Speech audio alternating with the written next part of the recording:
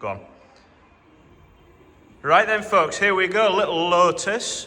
Just landed with us, ready for our next sale. Looks a bright little thing really. Ideal for the summer. Yeah, ideal for the summer. Clean, smart and tidy on the body really. Couple of little imperfections, but nothing too major. Nice tidy wheels. Just wait for it to come round again and then we'll go and have a bit of a closer look. But overall, looks very bright really. Have a bit of a closer look. Yeah, cover on the back. Looks pretty good, no rips or tears in there. Little bit of a mark on this arch there, look, which is a bit of a shame, but I wouldn't be really too worried about that.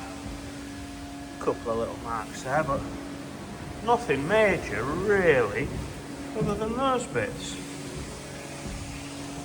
Yeah, great for the summer.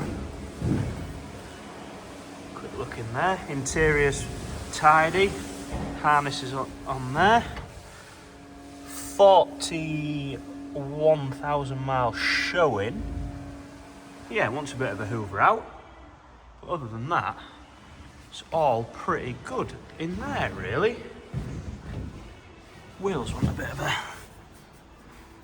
I don't know, you might get them with a bit of a clean, not sure.